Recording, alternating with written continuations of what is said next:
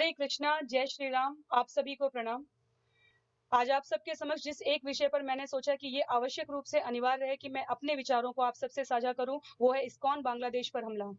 विचार करके देखिए, हम में से हर कोई जब किसी विदेशी बॉडी को, विदेशी शरीर रूप वाले व्यक्ति को, भारतीय और एशिया से संबंधित नहीं, उनको देखता है कि उन्होंने तिलक लगा रखा है, उनको देखता है कि वो हरिनाम जप कर रहा है, उनको देखता है कि वो सड़कों पर, कीर्तनों पर, मंदिरों में, उत्सवों में किस प्रकार से अर्चा विग्रह को जल समर्पित कर रहा है, किस प्रकार से उन्हें हमारे वेद ऋचाएँ, हमारे भगवत गीता, हमारे श्रीमद् भागवतम का ज्ञान हमसे अधिक हो चुका है। किस प्रकार वो हरे कृष्ण, कृष्ण कृष्ण हरे हरे, हरे राम, राम राम हरे हरे का गान इतना प्रमुदित भाव से कर रहा है। किस प्रकार से वो रथ यात्रा को, जो सिर्फ जगन्नाथपुरी की रथ यात्रा थी, वो आज पूरे विश्व की रथ यात्रा हो चुकी है। ऐसा कोई शायद शहर नहीं है, ऐसा कोई शायद देश नहीं है, जहाँ पर श्रील प्रभुपाद, जो कि अंतर्राष्ट्रीय कृष्ण भावनामृत संघ इस्कॉन के संस्थापक आचार्य हैं, उन्होंने इस रथ यात्रा को ना पहुंचाया हो। हम में से हर किसी को अत्यंत गौरव का अनुभव होता है। विचार करके देखिए, इस्कॉन बांग्लादेश पर यह हमला किसी एक संस्था पर हमला नहीं है, ये एक विचारधारा पर हमला है, ये एक मानसिकता पर हमला है, और ये इस प्रकार का हमला है जो हमारे वैदिक वांग्मय के आधारभूत स्वरूप सर्वे भवन्तु सुखिनः सर्वे सन्तु निरामया पर हमला करता है। क्यों? क्योंकि हम अगर ये सोचते हैं कि इस्कॉन अंतर्राष्ट्रीय कृष्ण भावनामृत संघ ये कोई विदेशी संस्था थी, तो ये हमारी भूल है। श्रील प्रभुपाद का जन्म उस बंगाल में हुआ है जिस बंगाल को उन्होंने अविभाजित बंगाल के रूप में देखा था। श्री चैतन्य महाप्रभु की लीलाएं उस बंगाल पर हुई हैं जो बंगाल अविभाजित बंगाल था। बंगाल को बांग्लादेश बनते हुए श्रील प्रभुपाद ने अपने सामने, उनके जीवन काल में ये घटना हुई है। बंगाल की एक-एक भूमि, हमारी अपनी भूमि, एक-एक अगर आप चैतन्य चरितामृत और इन ग्रंथों का अध्ययन करेंगे, तो एक-एक गोस्वामी, आचार्य, गुरु परंपरा में आए हुए हमारे जो आचार्य रहे हैं, उन्होंने वहां पर जन्म लिया है, उन्होंने भगवान के विग्रह स्थापित किए हैं। इसलिए पुनः कहना चाहूंगी कि ये एक सनातन की लड़ाई है, ये किसी संस्था की और किसी कतिपय वर्ग की लड़ाई नहीं है। जिन्हें इस्कॉन के नाम से भी विरोध होता होगा, वो इस विषय को अलग से मेरे जैसे या किसी भी अन्य इस्कॉन की संस्था, किसी भी सेंटर, किसी भी व्यक्ति से जिसने इस्कॉन को अपने जीवन में जिया है, उससे उसको क्लैरिफाई कर सकते हैं, उससे अधिक स्पष्टता से समझ सकते हैं। पर विचार करके देखिएगा कि ये हमला इस्कॉन बांग्लादेश पे नहीं है, ये सनातन वैदिक वांग्मय पर किया जाने वाला हमला है। श्रील प्रभुपाद के इस ज्ञान को, उसमें कितना सामर्थ्य रहा होगा, उसमें कितनी सत्यता रही होगी और उसमें जीवन जीने की कितनी व्यवहारपरक मूल्यता को उन्होंने प्रतिपादित किया कि नॉर्वे से लेकर यूक्रेन तक, रशिया से लेकर दक्षिण अफ्रीका तक, अमेरिका से लेकर यूरोप तक ऐसा कोई देश नहीं है जहां पर इस्कॉन के मतावलंबी, इस्कॉन की परंपरा में विश्वास करने वाले लोग भगवान राम और कृष्ण का गुणगान ना कर रहे हो। और अन्य क्या चाहिए हमें? हमारे देश में हम अभी तक शिकायत करते आ रहे हैं कि भगवत गीता क्यों नहीं विद्यालयों में पढ़ाई जा रही है। विदेशियों के पास तो ये कहने का भी अवसर नहीं है कि क्यों पढ़ानी चाहिए, वो अपने घर में अपने बच्चों को पढ़ाते हैं। जब हम 6 साल की बच्ची को, 7 साल के बालक को, 5 साल की किसी बच्ची को जब हम उनको गाते हुए देखते हैं, भगवत गीता के श्लोकों का शुद्ध उच्चारण, अनुवादन करते हुए देखते हैं, तो हम कितने रोमांचित हो जाते हैं। हम व्हाट्सएप पे फॉरवर्ड करते हैं, फेसबुक पर फॉरवर्ड करते हैं। क्या ये हमें शोभा देता है कि आज हम इस्कॉन बांग्लादेश के हमले को किसी एक संस्था पर हमला मारें और ये मानकर प्रसन्नता करें कि इस्कॉन हमारे हिंदुत्व से अलग हो गया? किसने कहा? कभी नहीं कहा। सनातन एक रहा है। भगवान श्री कृष्ण ने अध्याय 4 में जब अर्जुन को कहा कि ये ज्ञान मुझसे, मैंने ये ज्ञान दिया था विवस्वान ने इक्ष्वाकु को, मनु को, और ये ज्ञान गुरु शिष्य परंपरा में प्राप्त किया जाता है। और जब ये ज्ञान गुरु शिष्य परंपरा में विच्छिन्न हो जाता है, तभी श्लोक संख्या 7 और 8 में अध्याय 4 के भगवान श्री कृष्ण कहते हैं कि इस ज्ञान को पुनः स्थापना करने के लिए मैं स्वयं आता हूँ या अपनी विभूतियों द्वारा भेजा जाता हूँ। आज से करीब 500 वर्ष पहले चैतन्य महाप्रभु ने श्वेतस्वतर उपनिषद के मंत्र हरे नाम हरे नामेव केवलम कलौ नास्तेव नास्तेव नास्तेव गतिरन्यथा का उद्घोष किया था। और उस 500 साल पहले के मिशन को 50 60 70 साल पहले आए हुए श्रील प्रभुपाद और उनके जो गुरु रहे हैं, उन्होंने इसे विश्व के कोने कोने में पहुंचाया। क्या ये समय, ये क्षण हमें इस बात की अनुमति देता है कि हम में से जो अपने स्व अहंकार को तुष्ट करने के लिए इस घटना से में भी छिद्रान्वेषण करने का प्रयास कर रहे हो कि कैसे ये तो होना ही था उनके साथ।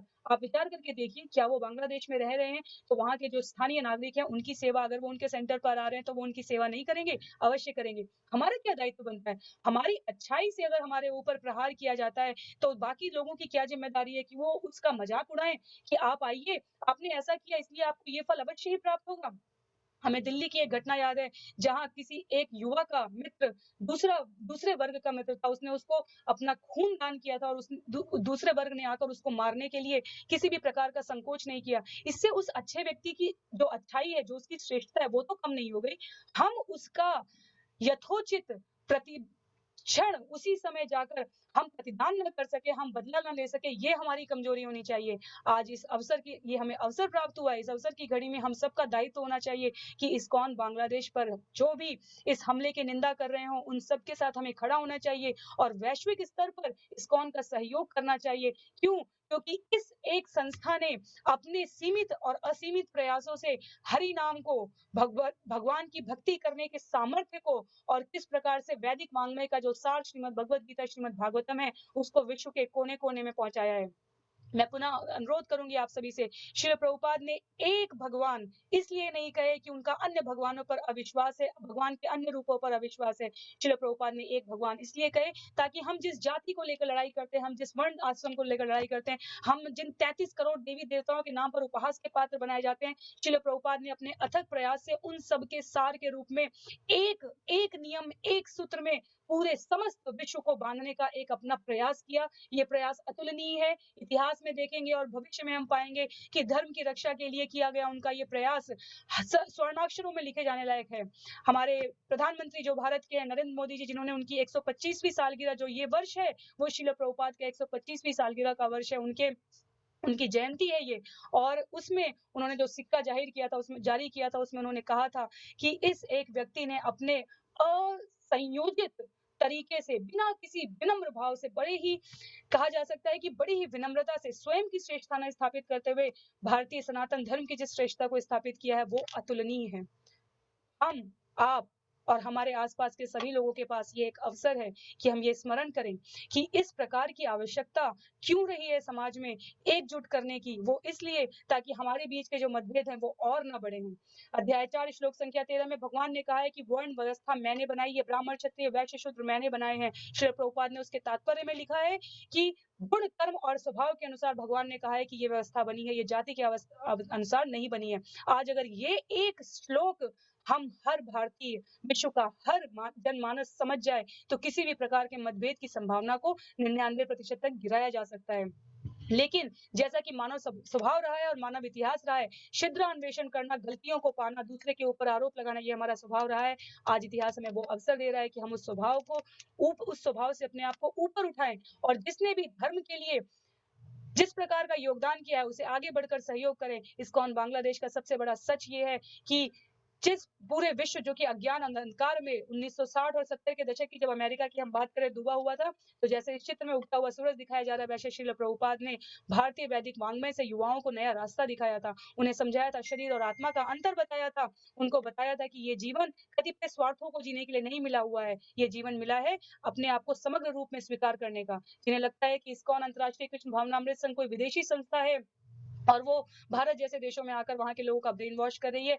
मैं कहती हूँ श्रील प्रभुपाद के शब्दों में कि ब्रेन वॉश करने की वास्तव में आवश्यकता है, क्योंकि इस आज की आधुनिक शिक्षा ने हमें वैसे भी सिर्फ कुत्ते की तरफ पेट भरना सिखाया है।